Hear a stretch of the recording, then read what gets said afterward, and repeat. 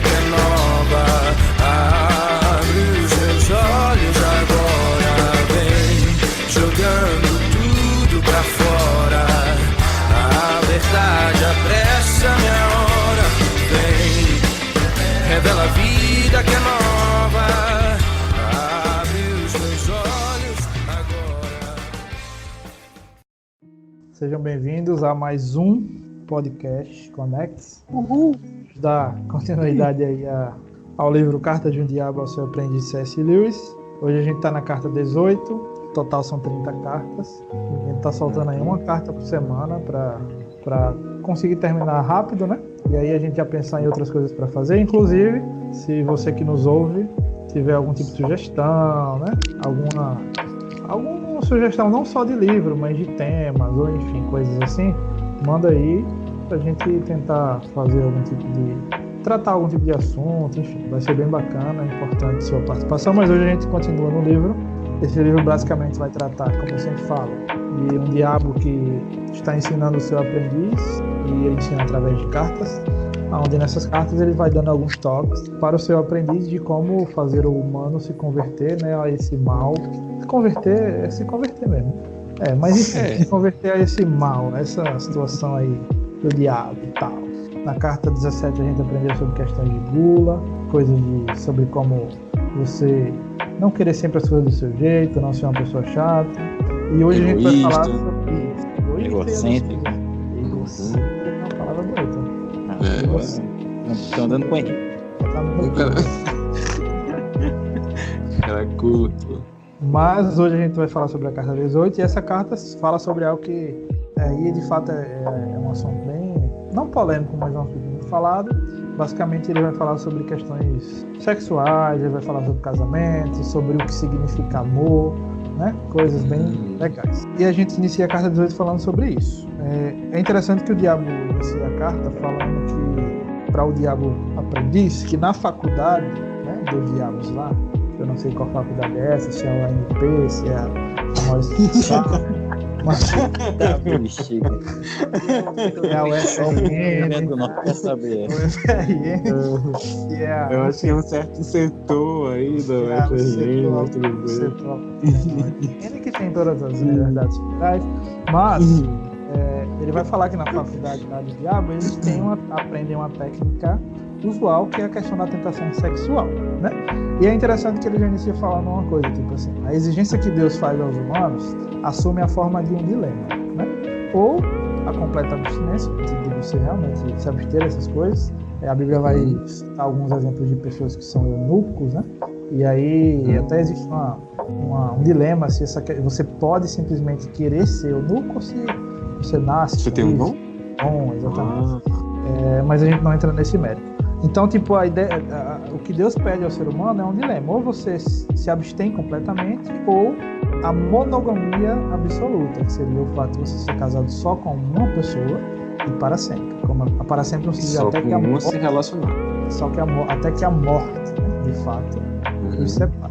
Fora isso, é óbvio que a Bíblia vai trazer outras coisas que abrem brechas, digamos assim, para uma separação, mas a gente hoje vê, na realidade, uma completa banalização do que significa, de fato, casamento. Bom, e aí ele vai falar que a primeira vitória a respeito da abstinência, ele já conseguiu, né?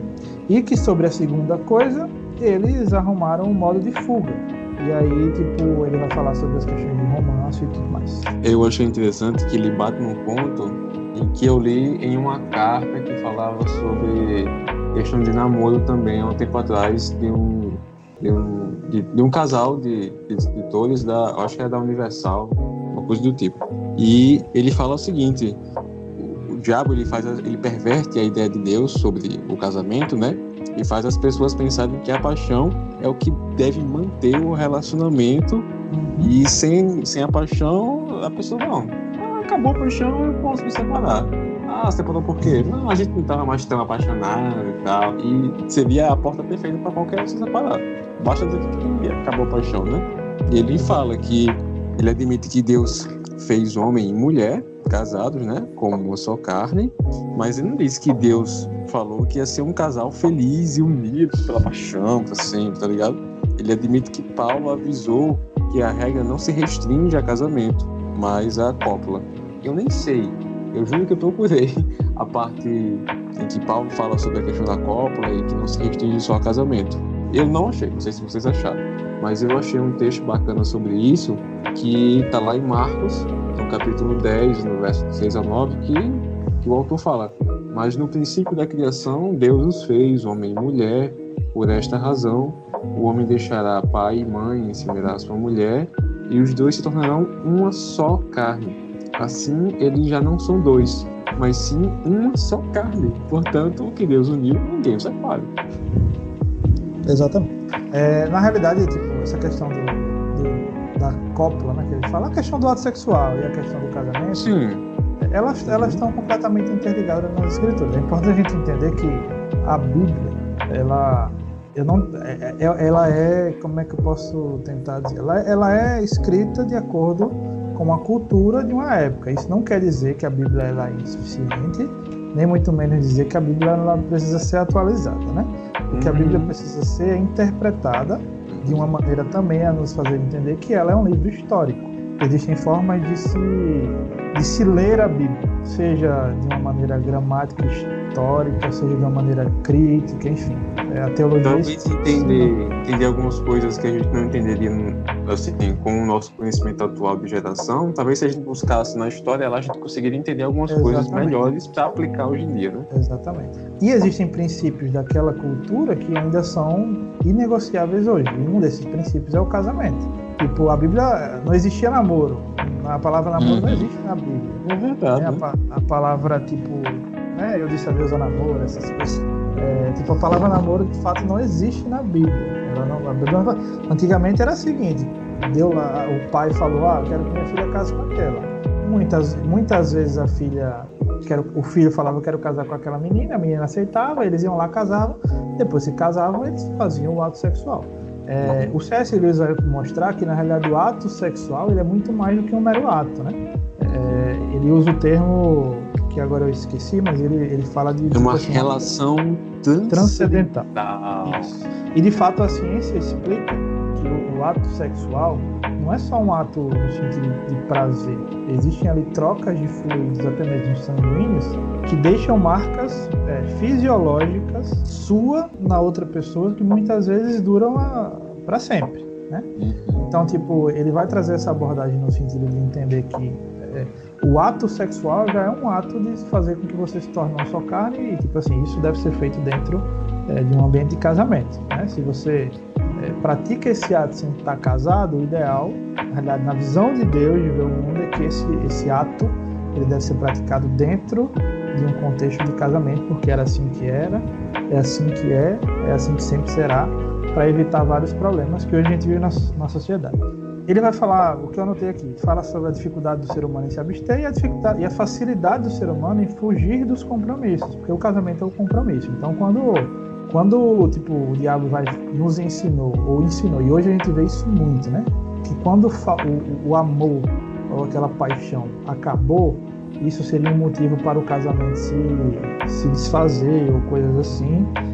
Como no livro ele fala que tipo, o estar apaixonado seria a única razão respeitável para que o casamento continuasse, né? E quando essa paixão acaba, esse casamento não é mais obrigatório, então você poderia acabar. Na visão de Deus não é assim, tipo, isso vem de uma ideia de amor completamente diferente do que de fato significa o amor bíblico. Eu não sei se vocês já viram uma frase que diz assim: faça amor, não faça guerra. Tipo, essa frase é uma frase muito antiga, né? Ou então aquela frase assim, paz e amor. Todo mundo vê, né? Aqui é paz e amor, Hang Loose. Anos 60.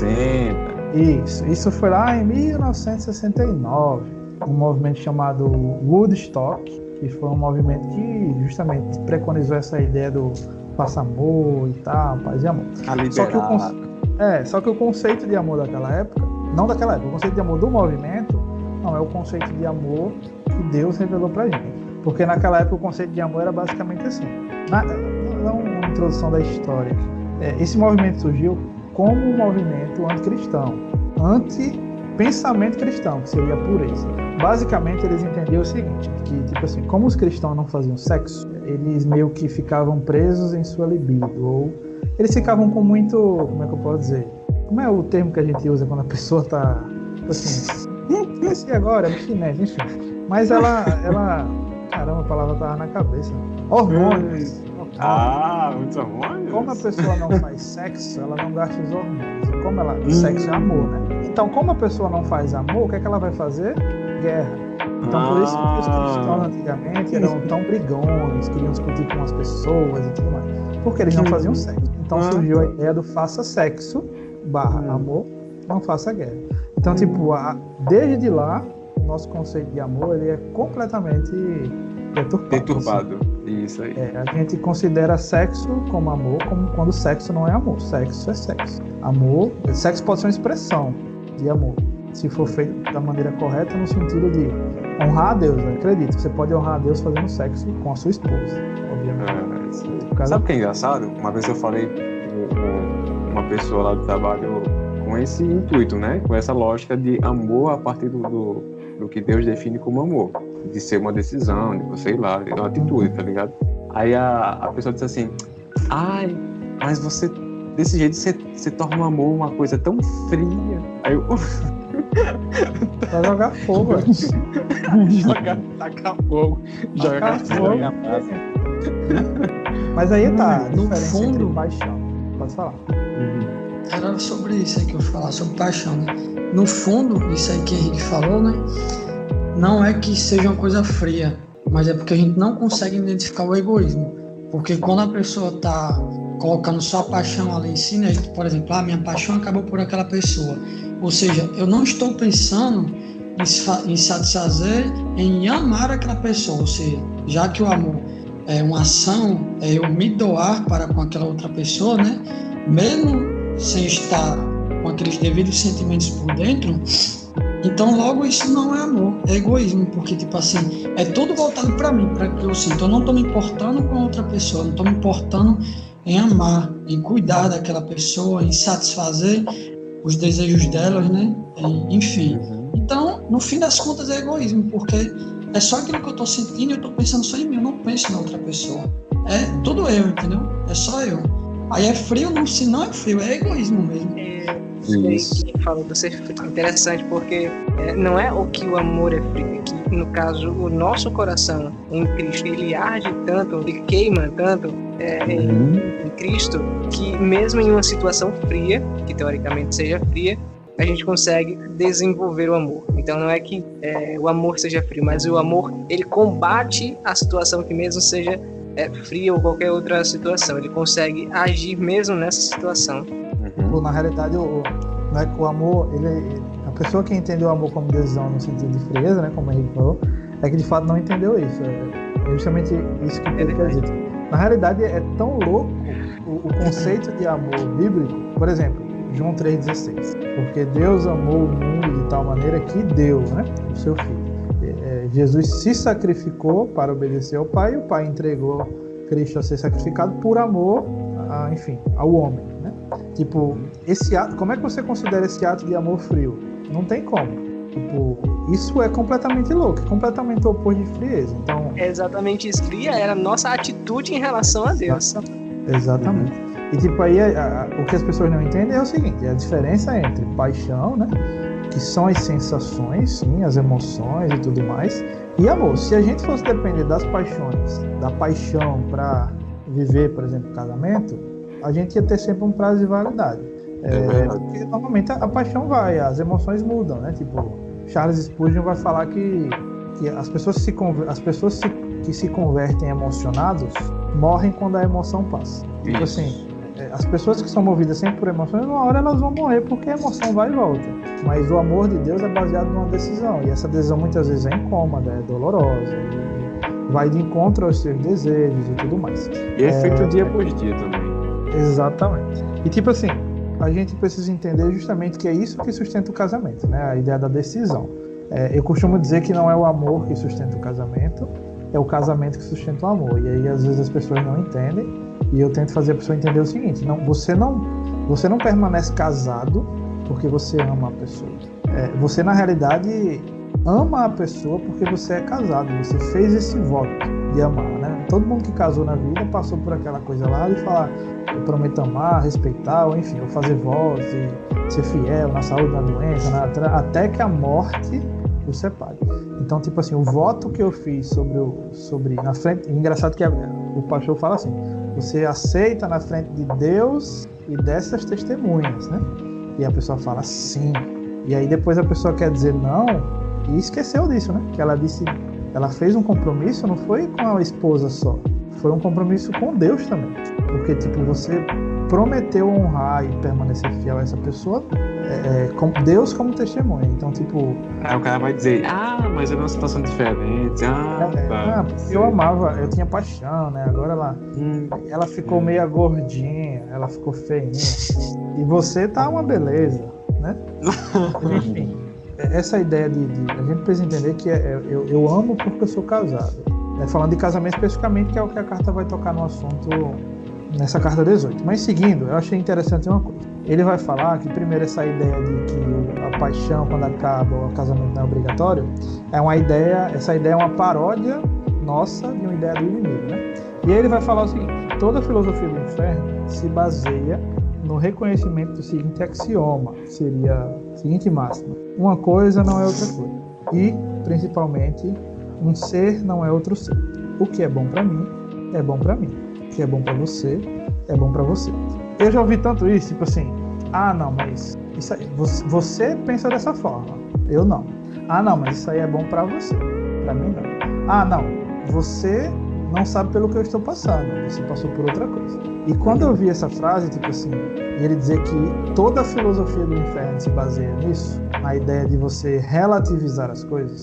O que seria relativizar? É você sempre achar que ninguém sabe o que você está passando, ou você achar que o que você está passando só você sabe, e o que o outro passou e conseguiu dar certo não importa, porque é a minha vida, né? Basicamente isso seria você viver a vida como um todo. E aí eu explico o porquê mais pra frente, mas tipo, eu lembro muito de um texto de Provérbios 11, que vai falar que não havendo sábios conselhos o povo cai, mas na multidão de conselhos há sabedoria, né? Na ideia de você buscar conselhos das pessoas, entender que as pessoas já passaram por algumas coisas e muitas vezes o que deu errado para outra pessoa provavelmente vai dar errado para você também. O que é bom para uma pessoa pode ser bom para você também, e você não relativizar algumas coisas seria um aspecto muito importante para a gente poder aprender algumas coisas na vida e não ser um idiota que fica passando por coisas que não deveria por achar que ninguém entende o que eu estou passando. Eu achei muito interessante sobre o que Diego falou, que eu concordo, que é sobre a questão da decisão e tal, mas achei muito interessante também a questão do que Pedro falou e sobre esse amor que Deus nos dá. O problema, pelo que eu vejo, né, a gente sempre tem que olhar na perspectiva de pecadores, né, porque se a gente for olhar na questão da Trindade, Deus Pai, Filho e Espírito Santo estavam se amando na eternidade, né. O problema da gente, né, aí eu pegando um pouquinho do que Diego falou sobre a questão da decisão, que a gente muitas vezes tem que decidir exatamente por isso, por sermos pecadores e saber que a gente teve um voto e tudo mais. E a outra que a gente tem um problema, né, de frieza, muitas vezes é por causa do nosso relacionamento com Deus. O problema é que muitas vezes com o nosso relacionamento, quando a gente está amando um pouco a outra pessoa, é porque o nosso relacionamento com Deus não está legal. Então, eu acho que tem as duas coisas, esses dois lados da moeda. A questão da decisão, sim.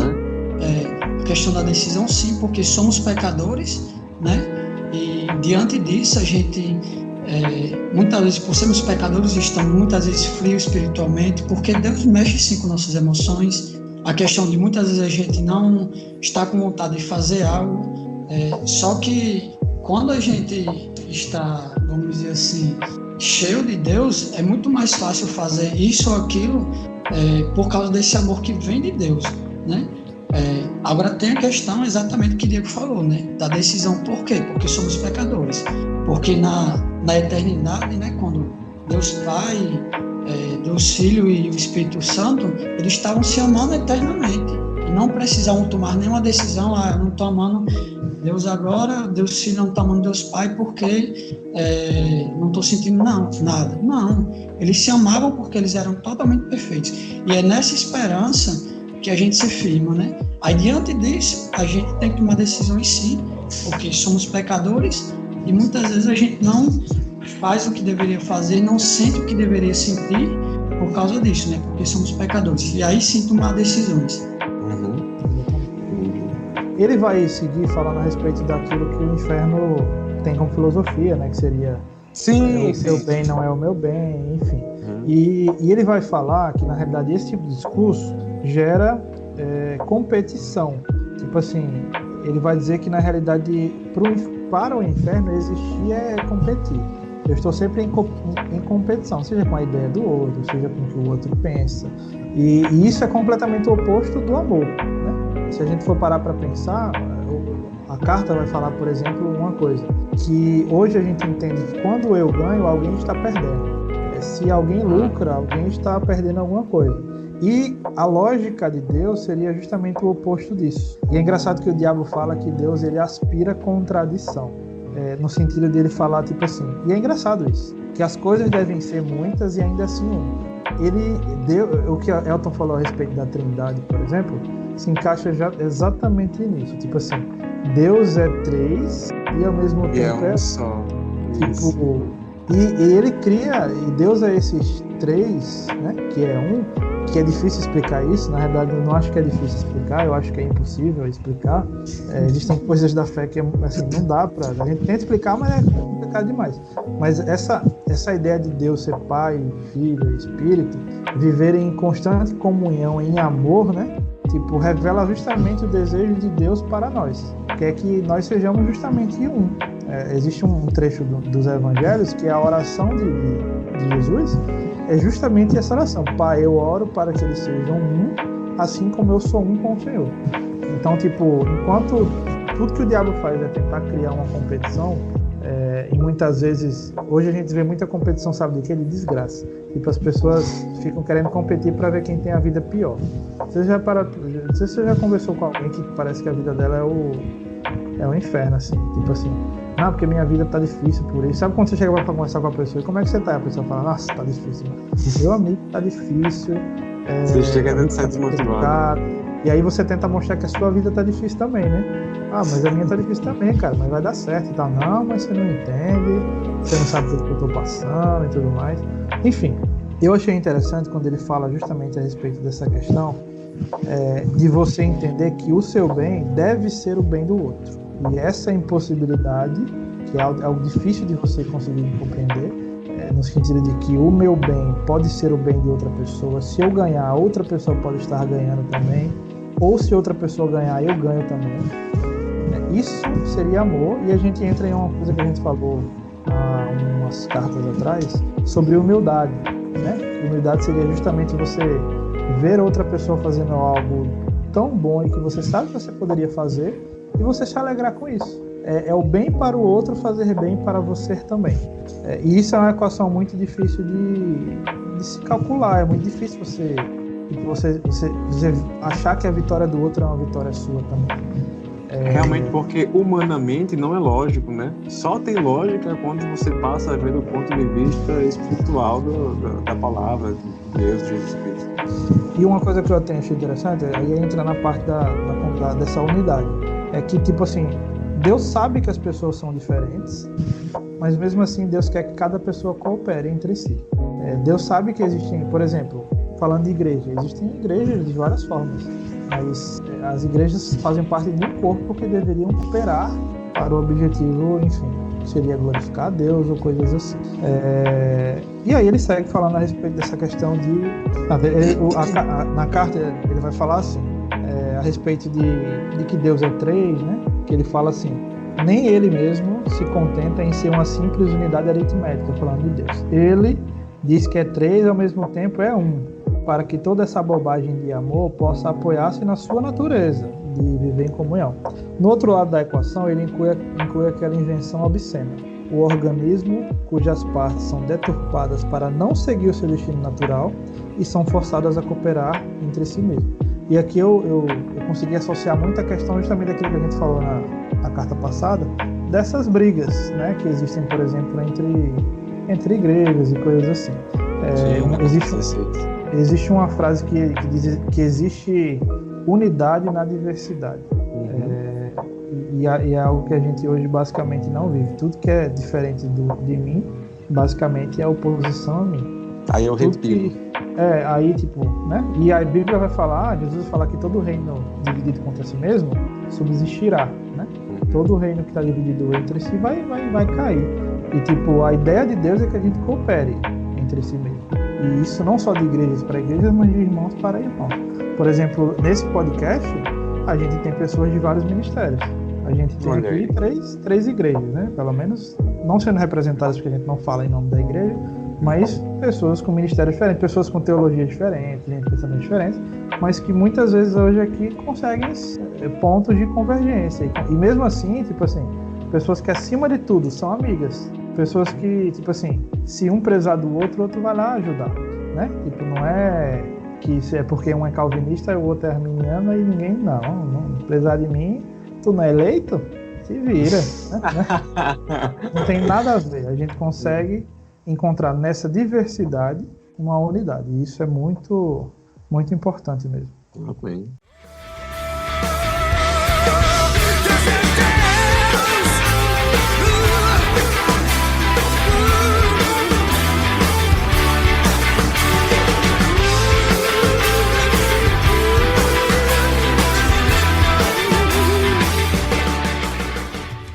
Basicamente, depois ele vai falar sobre sexo, né? E sobre a questão sexual. E aí entra um negócio legal, que é uma frase que eu anotei, que o diabo vai falar sobre uma grande piada, né? Que ele fala, Deus definiu o casamento como uma só carne. Deus não definiu o casamento como um casal feliz, né? Deus definiu o casamento como uma só carne, ou seja, ele até fala assim, aí vem a grande piada, o inimigo descreveu o homem e uma mulher casados como uma só carne. Ele não disse um casal feliz no casamento ou pessoas que se casaram porque estavam apaixonadas. Mas vocês podem fazer o ser humano ignorar isso. Vocês conseguem, tipo, o diabo, de fato, ele conseguiu fazer o ser humano ignorar que o casamento é uma só carne. Sobre essa questão do casamento, né, dele falar no sentido de que Deus definiu a relação do homem e da mulher como uma só carne, não como um casamento feliz, algo assim, eu acho interessante contextualizar isso para o que a gente vive hoje. Vou citar o exemplo do que todo mundo que acompanha essas questões de igreja e tudo mais viu recentemente, do pastor lá que foi dizer que a Bíblia era insuficiente, algo assim. Muita gente disse que ele foi mal interpretado. Não vou entrar nesse mérito. Ele vai falar que a Bíblia é insuficiente e a Bíblia, nas suas linhas, ela daria suporte, por exemplo, ao machismo, porque se você ler lá que a Bíblia, que o homem é o cabeça e tudo mais, né? E isso seria um suporte para que o homem, de certa forma, abusasse da sua mulher, obrigando a fazer qualquer coisa. Quando você observa a frase uma só carne, essa uma só carne não está colocando ninguém em evidência, no sentido de colocar ninguém superior a ninguém. Ela está falando que os dois agora são um. Não é a autoridade do homem que se sobrepõe à mulher. Os dois se tornam só uma pessoa. Os dois têm agora que caminhar em unidade, em convergência de pensamentos, de decisões e tudo mais. Então, o Mateus estava falando sobre a questão do compromisso. Quando o homem se casa com a mulher e eles se tornam uma só carne, o homem tem que entender, por exemplo, que a mulher tem que poder decidir no sentido de coisas mais supérfluas. Tipo, você não controla a sua mulher. Paulo vai falar lá na frente que o homem tem domínio sobre o corpo da mulher e a mulher tem domínio também sobre o corpo do homem. Então, tipo assim, a Bíblia é tão completa nesse sentido que ela não dá vazão para você ser um cara autoritário dentro do seu casamento. Então, Evelyn deveria poder tirar sua barba, né? Eu poderia também deixar o cabelo dela loiro, mas a gente conversa, né? Nesses aspectos.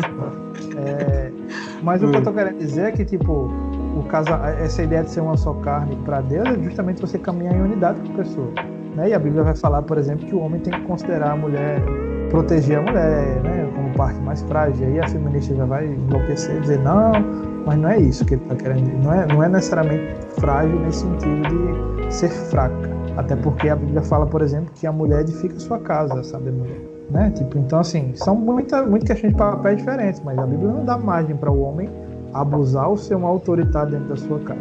Então, essa ideia de uma só carne é a ideia de um compromisso com a pessoa. né?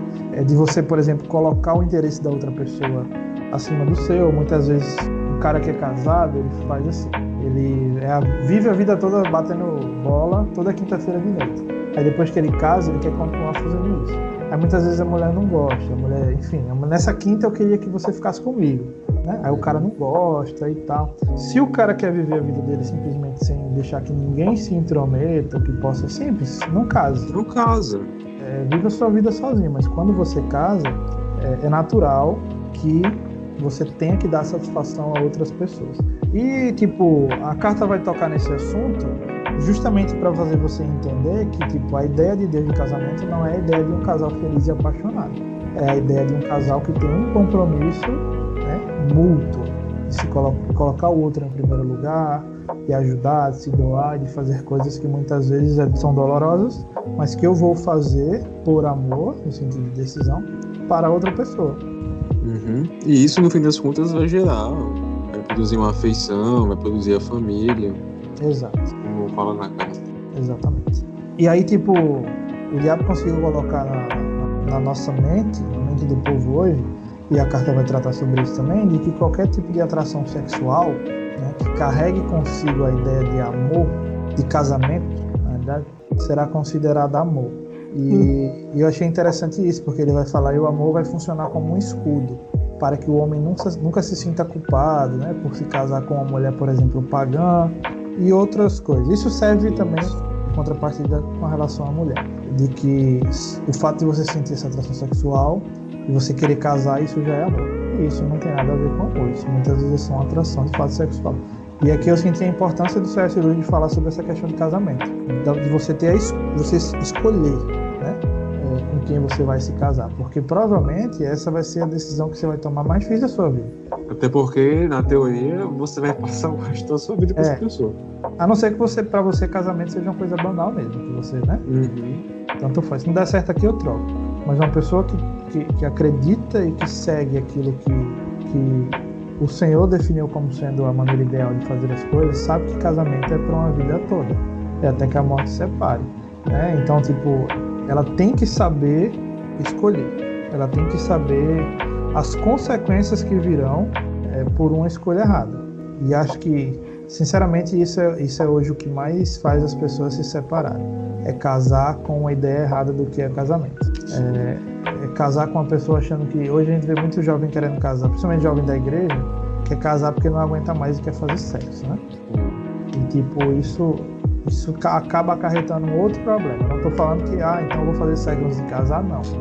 Não é isso. Eu vou fazer logo sexo, então não. Você não conserta um problema com o outro, não é mesmo? Exatamente. Você arruma um problema, você resolve um problema e arruma talvez 2, 3 piores do que isso. Então, tipo, ele vai tocar nesse assunto no final da carta, justamente para fazer a gente entender das consequências desse ato. A carta fala muito sobre a importância do casamento, mas no final dessa carta o diabo vai falar que na próxima carta ele vai falar mais sobre essas coisas. Então, tipo, eu resumo essa última carta basicamente sobre essas questões de tentações sexuais, de você entender que, tipo assim, sexo não é amor, né? Você não casa porque quer fazer sexo, e o fato de você estar casado não significa que tudo vai ser simplesmente uma bênção. Seria muito bom se fosse, né? Tudo alegria e tudo mais. E eu digo mais, se existe um casal que aparentemente está tudo bem, em todos os aspectos, nunca tem uma briga, eu vou dizer uma coisa: alguém está anulando alguém nessa história. Nenhum dos dois percebeu ainda, mas alguém está anulando alguém. Um está se deixando anular, talvez, mas isso faz muito mal dentro de uma relação. Então, eu queria só complementar para as pessoas que ainda não entenderam o conceito de amor do ponto de vista de Deus, a partir do que Paulo escreveu na primeira carta para os Coríntios, no capítulo 13, do verso 4 ao 7, para provar que amor não é um sentimento, é decisão. O amor é paciente, o amor é bondoso, não inveja, não se vangloria, não se orgulha, não maltrata, não procura seus interesses, não se ira facilmente, não guarda rancor. O amor não se alegra com a injustiça, mas se alegra com a verdade. Tudo sofre, tudo crê, tudo espera, tudo suporta. Isso é baseado em decisões, não em sentimento. Eu queria falar sobre isso aí também, só sobre... Primeiro é dar uma dica para quem, sei lá, tá querendo casar, tá namorando, ou tem em vista o casamento. Um livro muito bom que é O que Você Esperava, de Paul David Tripp, eu acho que é isso, se pronuncia. Do lado do livro tem as expectativas fictícias e a realidade do casamento. Eu indico, estou lendo ainda, estou mais da metade do livro, mas é um livro muito bom, excelente. Eu acho que ele dá um panorama muito bom, até porque ele é pastor e aconselhou muitos casais, né? Casais que estavam à beira do divórcio, enfim. Enfim, um livro muito bom. E sobre o que o Diego falou, né? Sobre aquela questão do casamento e tal, sobre a questão do amor, e eu acho muito interessante a questão da esperança, né? Que a gente realmente não vai ter esse casamento perfeito aqui e tudo mais, mas a gente tem que lembrar para o que aponta isso. E não só isso, né? Que esse é o problema, expectativas fictícias de algo que não vai existir, mas que aponta para algo que vai existir, que é onde é firmada a nossa esperança. E eu não coloco isso só para o casamento, mas para a igreja também, sabendo que essa unidade perfeita, esse amor perfeito, um dia vai existir sim. E não vai existir, a gente não vai precisar tomar uma decisão por causa disso, daquilo, não. Vai ser tudo naturalmente, porque a gente vai ser totalmente perfeito, a gente vai ser totalmente bom, porque a gente vai ressuscitar, assim como Jesus Cristo ressuscitou, totalmente bom, perfeito e puro de coração.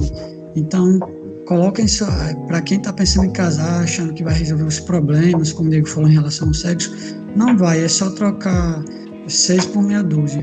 Coloque sua esperança que isso é algo que aponta para algo maior, é algo que aponta para uma unidade. É como o Efésios fala, né, que o casamento, no fim das contas, fala sobre Cristo e a igreja. Quando ele vem buscar a sua igreja e vai torná-la perfeita, vai ressuscitá-la com ele. E a partir daí, nós temos essa esperança inabalável, né? Uma esperança que a gente deve se firmar nela e daí deve nos dar força para seguir, para permanecer, para nos sustentar, sabendo que um dia nós vamos ressuscitar. E esse amor, sim, vai ser um amor duradouro, um amor que não vai se quebrar, que não vamos precisar fazer isso ou aquilo para melhorar, porque a gente vai ser perfeito igual a Jesus Cristo. Amém. Matheus, você falou uma coisa? Rapaz, eu tô triste aqui. Não, achei massa demais, mas eu tô triste que eu esqueci a ideia aqui.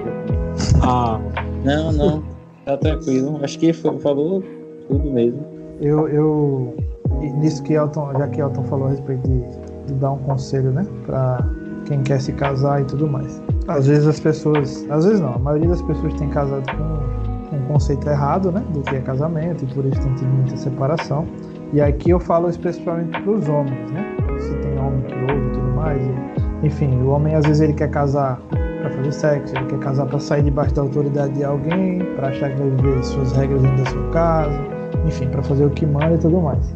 E como Elton falou a respeito do casamento como sendo uma expressão da relação de Cristo com a igreja, que é isso que a palavra fala, a Bíblia vai falar lá em Efésios, se eu não me engano. Todo mundo lembra da frase que diz assim: mulheres, sujeitem-se aos seus maridos, né? Todo homem lembra disso, mulher seja submissa ao seu marido. Mas o homem muitas vezes esquece que no mesmo capítulo que fala isso, fala assim: maridos, amem as suas mulheres como Cristo amou a igreja, entregando-se a si mesma por ela, para santificá-la, tendo purificado pelo lavar da água mediante a palavra. Então, o homem dentro do casamento tem uma missão que eu ouso dizer que é até muito mais difícil de fazer do que a missão da mulher. E eu não estou rebaixando a mulher nesse aspecto, né? Pelo amor de Deus. Mas se você botar numa balança, ser submisso a alguém e amar alguém como Cristo amou, talvez seja muito mais difícil de fazer isso. Então o homem tem uma missão muito mais importante dentro do casamento.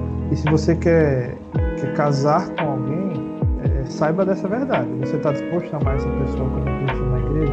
Né? Está disposto a se sacrificar por ela e a se doar por ela, para colocar muitas vezes os interesses dela na sua frente? Não. Só então, para lembrar, Cristo amou a igreja se matando por ela, se sacrificando por ela. Pois é. Se está disposto a isso, não, então não case, né? Então é melhor você não casar para evitar problemas para outras pessoas. Mas é isso. Carta 17 vai falar sobre isso. Carta 18, perdão. Vai falar sobre essas questões relacionadas à parte sexual, tentações. e muita questão da deturpação do que significa amor e dos erros que as pessoas cometem sobre o casamento. Espero que vocês tenham aprendido, tenham gostado, e qualquer dúvida, manda uma mensagem, fala alguma coisa pra gente tirar as dúvidas de vocês, acho que é importante, até porque assuntos assim normalmente geram muitas dúvidas, né? Sempre que eu toco em assunto de casamento, as pessoas sempre fazem a mesma pergunta para mim, por exemplo. Ah, mas se não amo mais, vou ficar com a pessoa para sempre? Aí eu faço, vamos sentar aqui, que eu vou lhe explicar o que é amor, que você não entendeu, tá? Então, sempre que você tiver dúvida, filho, pergunte. Acho que é isso. Deus abençoe vocês, tenham uma boa noite e a gente se vê na próxima. Valeu! Amém. Jogando tudo pra fora, a verdade apressa-me a hora. Vem, revela a vida que é nova. Eu tô falando. Cara, Eu espero que vocês nunca tenham a oportunidade não, a tristeza de ter que participar de uma reunião junto com o Elton, ir pro culto com ele e ficar do lado dele ouvindo ele cantar. Eu acho que isso, inclusive, está escrito entre as doutrinas primárias da igreja. Se Elton ficar no culto, não é de Deus nesse momento. Não vá para essa igreja. Não vá para essa igreja. Ele tirou do mundo agora. Deus só escuta porque dizem que no céu tem um filtro, que a voz do cara, quando passa no filtro, ela vira que sacanagem. Abençoa, Senhor, a família. Amém. Mas, para o bem dos meus irmãos, agora eu canto na mente, sabe? Aleluia. Não se reprima por causa desses caras. Não, se reprima. Como gritos inexprimíveis.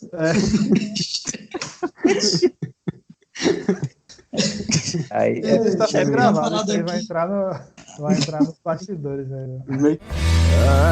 Abre os meus olhos. Pedro tá aí, hein?